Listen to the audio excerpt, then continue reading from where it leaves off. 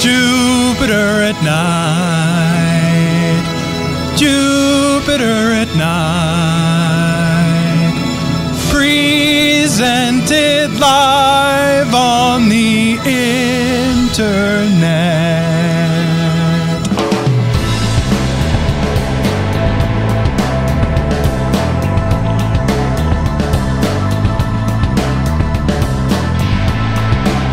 Good evening, everyone, and welcome to Jupiter at Night. My name is Chris. I'm John. Hey there, John! I'm Jeremy. Hey there, J-Man. Hi. Hey there, guys. Tonight is Thursday, and that makes it our weekend episode, and there is only one thing on my mind this weekend. Justin Bieber. Justin Bieber. In 3D. In 3D. No, it's love, and not just any regular love. Wait, what are the those love two? of Justin Bieber. No, Yeah, why do you always go to Justin Bieber from love to...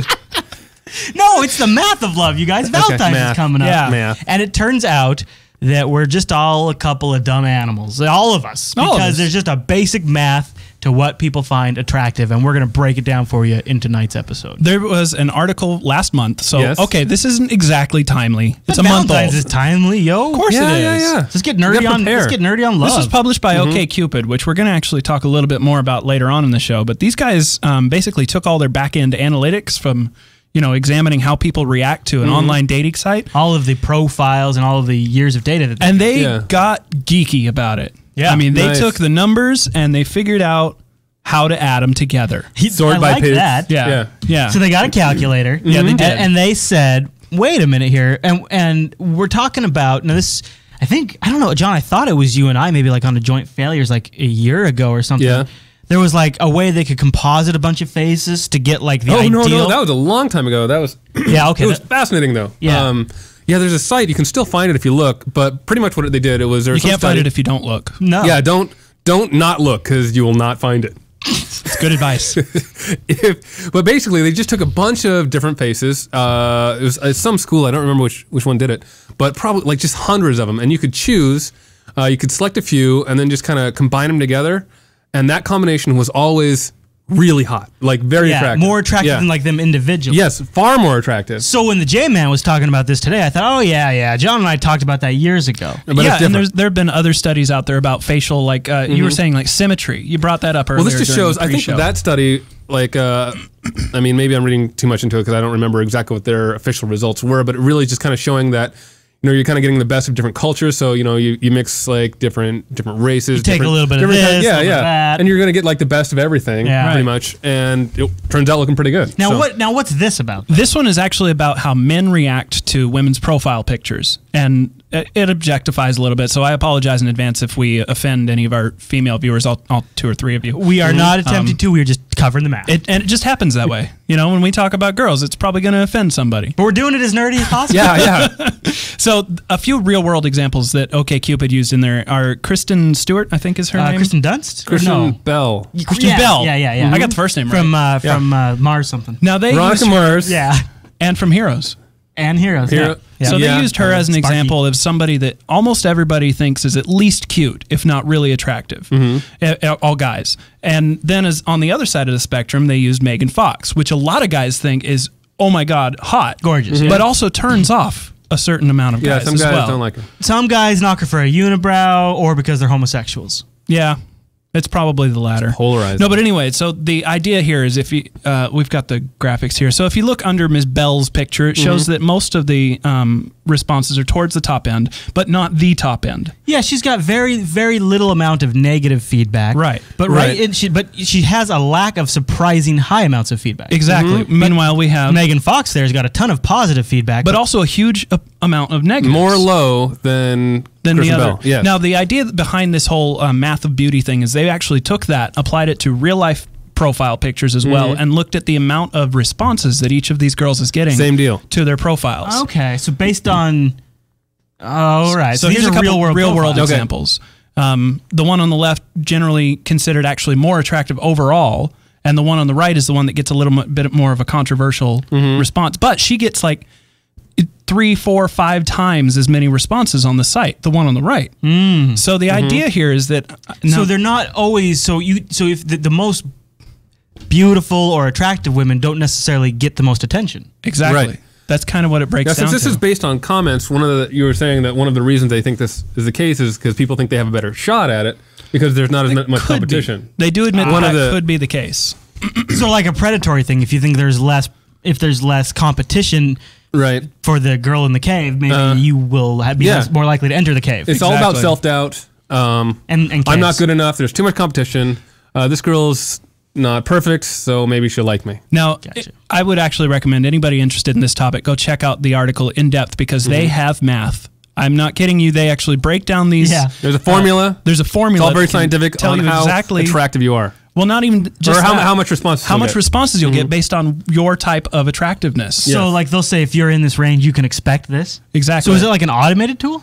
I don't think so. Because that's what I foresee. I foresee like, could you imagine like some poor like 14-year-old girl who's going through like tough times and she uploads her photo to how hot am I and it automatically comes back with a low score. That's awful. So here's the trick. If you're a hot girl or a hot guy and you have your picture taken, make sure you got like a booger or something on you. So that's what they say at the end of the article. They bring up girls with tattoos and and piercings. Some people won't like. Right. Some people are really turned off by that kind of thing. End up getting more responses than anybody else on any dating site because they have that something that turns some people off.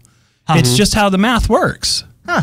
So pretty interesting stuff. That is interesting stuff. And it's very interesting stuff. And, you know, it's only kind of the beginning of the surface on our Love Fest in tonight's episode of Jupiter at Night because we thought we'd keep the love trend going. And while the math is really interesting, we mentioned that came from OkCupid. Mm-hmm. And the news with OkCupid, did it just come out? A couple days ago. A few days ago. Yeah. They got bought out by Match.com. And I think that also means they're going to be basically shut down. No, the OkCupid is. Yeah. Whoa. They're not going to like transfer like those people into Match.com? They probably have to figure out something for subscribers, I gotta say, which is why nothing has happened just yet. OkCupid was free, right? Yes. That was their whole thing. Yeah. So my guess is, since Match isn't, they probably would have to shut it down, huh? That's too bad though, because you got a bunch of people there. Everyone's probably going to get an email. Well, saying, not just that, but OkCupid actually had a pretty good corporate culture going, and they were pretty famous for blog posts. Like actually, that article like we that just showed one. that was originally a blog post that got republished at the site that we have in our show notes. But they also had a blog post from quite a while ago that was pretty famous among people that did online dating that said never ever pay for a dating site. And they totally broke it down, like why it doesn't make any sense to pay for a dating site. Right. How not just economically speaking, but also psychologically speaking. Like why pay sites actually have an incentive for you to fail at dating and things like that. Mm-hmm. Oh, yeah, they need you as a makes sense. return that customer. does make sense. Right. And now that blog post is just completely gone and vanished since they got bought. Yeah. Do you like that or what? Well, I mean, Of course it is. within a day, it was just whoop. Yeah. Now it's still. I actually have a link. Some folks on FARC found it in the Google archives, and I've got a link to that in our show notes. So if you want to read that, nothing's ever really gone on the internet. Did I mention that Match dropped a cold $50 million for OkCupid? Yeah, 50 mil. Yeah, not bad that's for a free site. Yeah, I mean that's interesting. Well, it's right? competition. It's big competition that's stealing their business. It's a decent dating site, from what I understand, and they're offering it for free. You know, it's funny. I actually found out about it through Twitter. Somebody was just lamenting the fact that their OkCupid account was probably going to go bye-bye. That's too bad. Yeah. Now, this next photo is a funny one that we wanted to share with you guys because we thought it really underscores why sometimes you want to use the correct dating site. Yeah. Right. The websites you use matter, and it affects everyone, even politicians, which who have pasted their head onto my body. This is.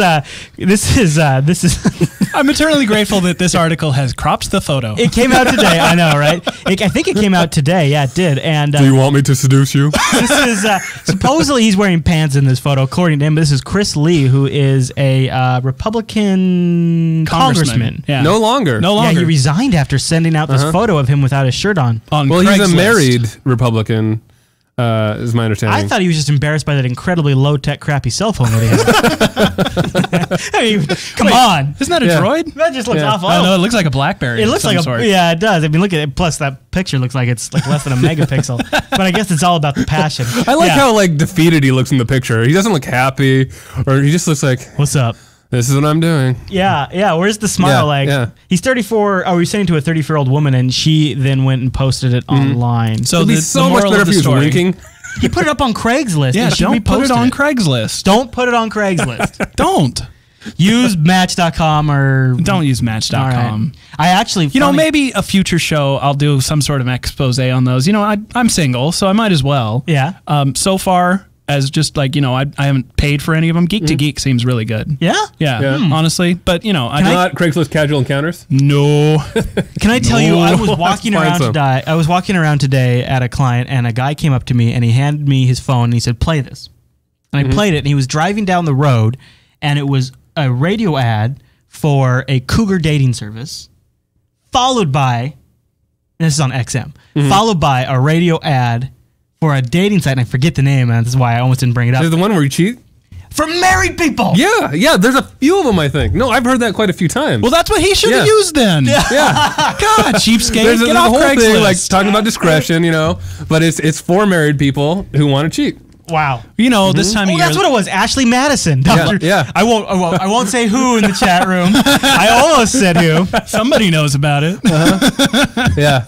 Yeah, that's it, though. Yeah. That's So where I went. love is Ashley Madison. definitely in the air, even if it's Yeah. not with your significant other. In fact, even for gamers. Yeah, I just threw these in. I think this is a really fun note to end the episode on because, in the world of games, it's not always about, well, first of all, a large portion of your demographic is probably single. You want to do something to kind of make them feel like less of a single person, right? Okay. So what better way to do that than have them go and kill their friends? Yeah. There you go. Rip the hearts out of animals. Wait, do you mean single in RL or? Yeah. Okay. Yeah. Yeah, I know. I should make that distinction. You're right. Because in You're game, right. he is a player. Yeah. Yeah, of course. /kiss/dance. So Warhammer Online is having something, I don't know all the details about this event, but Yeah. it's called the Night of Murder.